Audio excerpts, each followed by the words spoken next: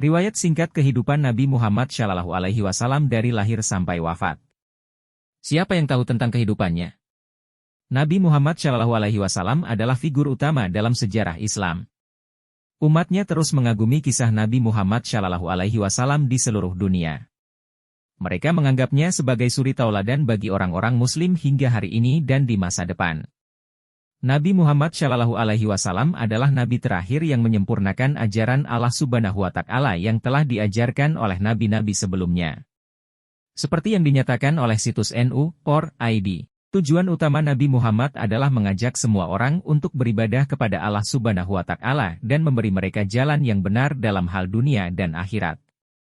Selain kitab, Nabi Muhammad SAW menerima wahyu dan mukjizat yang luar biasa dari Allah Subhanahu wa Ta'ala, seperti nabi-nabi sebelumnya. Kelahiran Nabi Rasulullah SAW lahir pada tahun Gajah, yaitu tahun ketika pasukan gajah yang dipimpin oleh Abraha Habasyah ingin merobohkan Ka'bah. Allah Subhanahu wa Ta'ala menghentikan mereka dengan kekuatannya dengan mengirimkan burung ababil untuk melemparkan batu-batu yang menyebabkan penyakit. Surat Al-Fil, yang berarti pasukan gajah, adalah kisah Nabi Muhammad. Nabi Muhammad SAW lahir di Makkah pada tahun ini. Dia dibesarkan sebagai anak yatim karena ayahnya, Abdullah, meninggal sebelum dia lahir. Beberapa tahun kemudian, dia tinggal dengan ibunya, Aminah, dan kemudian dibesarkan oleh kakeknya, Abdul Muthalib. Sayangnya, kakeknya juga sangat muda. Setelah dibesarkan oleh kakeknya selama 2 tahun, Abdul Muthalib meninggal pada usia Rasul yang ke-8, dan Nabi diasuh oleh pamannya, Abu Talib, dikenal sebagai orang yang dermawan. Meskipun dia hidup dalam keadaan yang sangat miskin dan tidak dapat memenuhi kebutuhan sehari-harinya. Nabi Muhammad SAW tidak dapat tumbuh dan berkembang bersama pamannya kecuali dalam kondisi ini. Menerima wahyu pertama. Sebelum menerima wahyu pertama, Allah telah memberi Nabi Muhammad beberapa karunia istimewa sebelum dia menjadi Rasul, seperti wajahnya yang bersih dan bersinar seperti bulan, daerah di mana Halimah, ibunya yang menyusui Nabi, tumbuh subur meskipun sebelumnya gersang dan kering, dan sebagainya. Itulah tanda-tanda kebesaran Allah yang menunjukkan bahwa Nabi yang akan datang yang akan memegang posisi tertinggi di surga akan segera muncul. Saat Rasul ingin mendapatkan wahyu pertamanya, dia bermimpi bahwa malaikat Jibril akan menghampirinya. Dia kemudian menyendiri di Gua Hira, tepatnya di sebelah atas Jabal Nur. Disinilah mimpinya terbukti benar. Kemudian malaikat Jibril datang kepada Rasul dan memberinya wahyu pertama dari Allah Subhanahu wa Ta'ala dalam surat Al-Alaq, yang berarti, bacalah dengan menyebut nama Tuhanmu yang menciptakan. Dia telah menciptakan manusia dari segumpal darah. Bacalah, dan Tuhanmulah yang Maha Pemurah, yang mengajar manusia dengan perantaraan kalam. Dia mengajarkan manusia apa yang tidak diketahuinya. Quran Surah Al-Alaq, ayat 1-4. Berdakwah secara sembunyi-sembunyi. Nabi memulai dakwah secara sembunyi-sembunyi setelah mendapatkan wahyu pertama. Khadijah, Abu Bakar Al-Shiddiq, Zaid bin Haritsah, Ummu Aiman, Ali bin Abu Thalib, dan Bilal bin Rabah adalah pengikut pertamanya. Allah memerintahkan dakwah secara terang-terangan. Setelah beberapa tahun berdakwah secara rahasia, Allah Subhanahu wa Ta'ala menurunkan perintah dalam surat Al-Hijr ayat 94 yang menyatakan, maka sampaikanlah olehmu secara terang-terangan segala apa yang diperintahkan kepadamu, dan berpalinglah dari orang-orang yang musyrik. Perintah berzakat di zaman Rasulullah. Kaum Muhajirin, orang Islam Quraisy yang hijrah dari Mekah ke Madinah, dan Nabi dan para sahabatnya masih bingung bagaimana menjalankan kehidupan di tempat baru.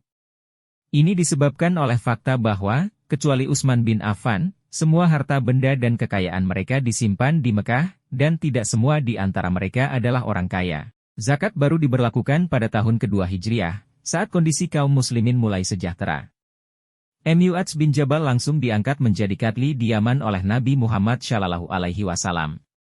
Rasul juga menasihatinya untuk memberitahu ahli kitab tentang zakat, termasuk dengan ucapan, sampaikan bahwa Allah telah mewajibkan zakat kepada harta benda mereka, yang dipungut dari orang-orang kaya dan diberikan kepada orang-orang miskin di antara mereka.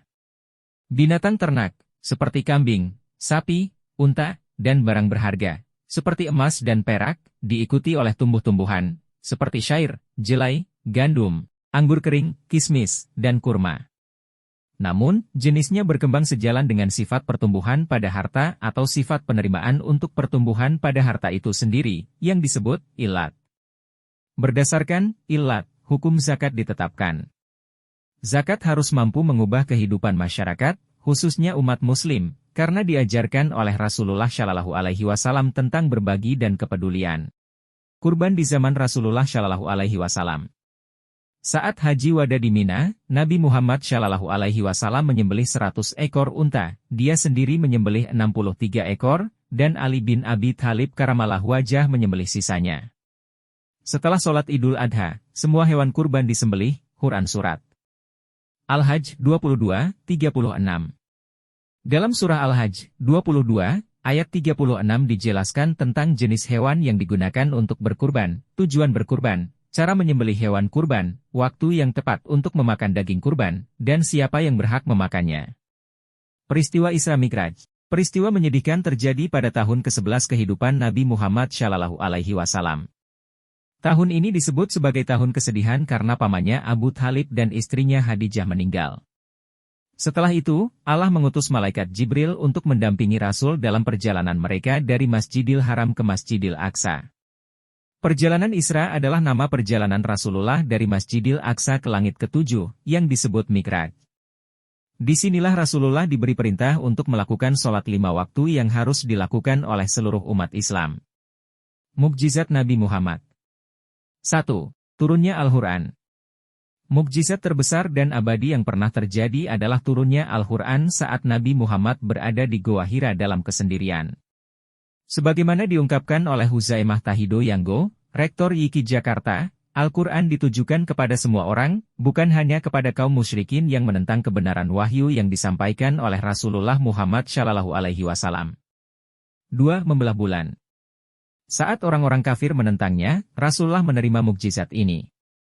Rasulullah membelah bulan di depan mereka semua untuk menunjukkan kenabiannya. 3. Mengobati sakit mata. Pemegang bendera Ali bin Abi Thalib mengalami sakit mata sebelum menaklukkan benteng Khaybar.